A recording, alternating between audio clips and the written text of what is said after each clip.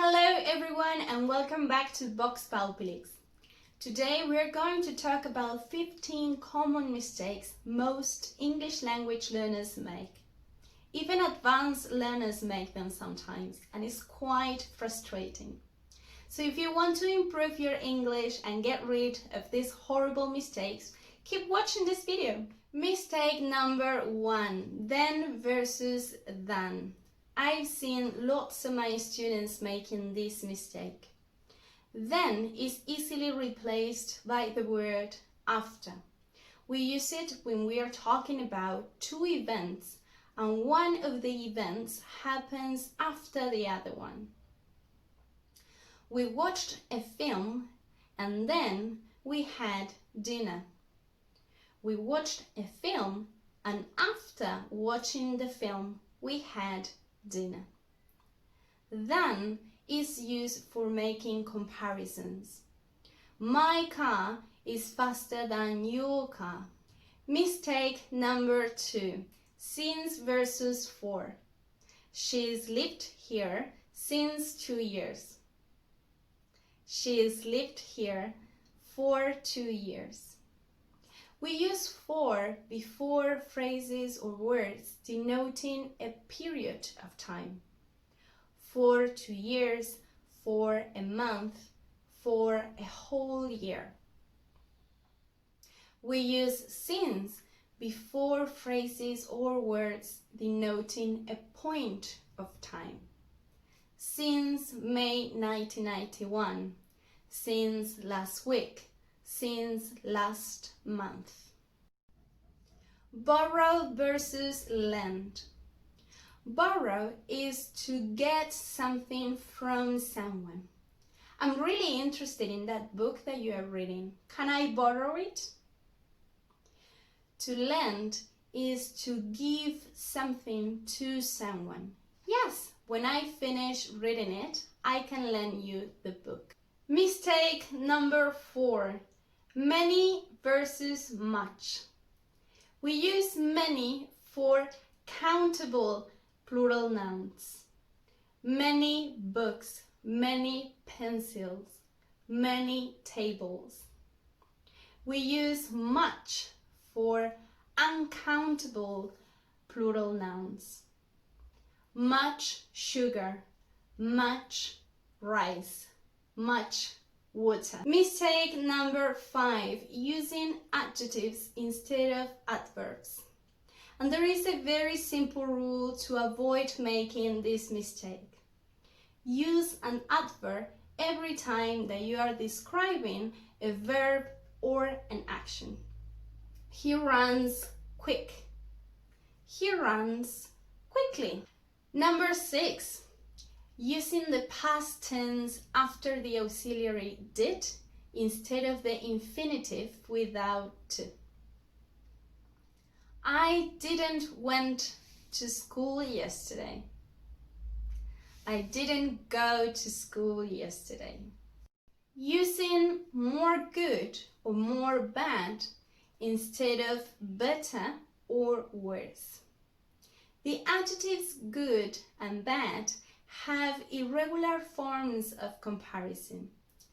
The comparison form of good is better, and the comparison form of bad is worse. My English is better than last year. Number 8, subject-verb agreement. The subject and verb of a sentence must agree with one another. If the subject of a sentence is singular, then the verb must be singular. If the subject of a sentence is plural, then the verb must be plural as well. The 2 best things about the party was the music and the food. The 2 best things about the party were the music and the food. Mistake number 9, there versus there. Yes, The three of them are pronounced exactly the same, but their meaning is quite different. There is the contraction form of they are. There refers to something owned by a group, and there refers to a place. They're going to love going there. I heard their food is the best. Less versus fewer. This mistake is very similar to the one with much and many, because it's also related to uncountable and countable nouns. We use less with uncountable nouns, whereas we use fewer with countable nouns. So yes, when you are at a checkout in a supermarket and you read 10 items or less, it is wrong. Emigrate versus immigrate. To emigrate means to move away from a country or city. To immigrate means to move into a country or city from somewhere else. I emigrated from Argentina. I immigrated to Portugal. Mistake number 12, parallel structure. One of the most common mistakes in English is disrespecting the parallel structure. Parallel structure means using the same pattern of words in a sentence. If I say, I like hiking, to swim, and dancing, to swim is not following the parallel structure of the sentence. The correct form will be I like hiking, swimming, and dancing. Who versus whom. Who refers to the subject of the sentence. Whom refers to the object of a verb or preposition. Let's make it easier. If you can replace the word by he or she, use who. If you can replace the word by him or her, use whom. I don't know who the boss of the company is. I don't know whom you invited to the party. Question formation. What you are doing tonight?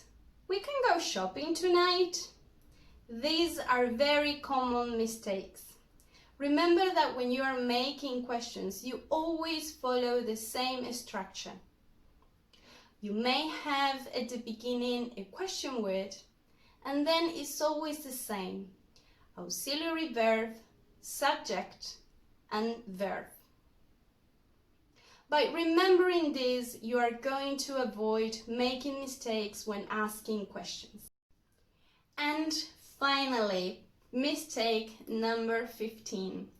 Arrive in versus arrive at. We use arrive in with cities and countries. We use arrive at with specific places. I arrived in Portugal. I arrived at the train station. Okay, and that's all for this video. I hope that you have enjoyed it. Let me know if you like it. Today's homework. Check if you are making any of these mistakes in your writing or speaking, and start correcting yourself. You are more than welcome to subscribe to the channel, and you can also follow me on Instagram. And I will see you next week. Bye!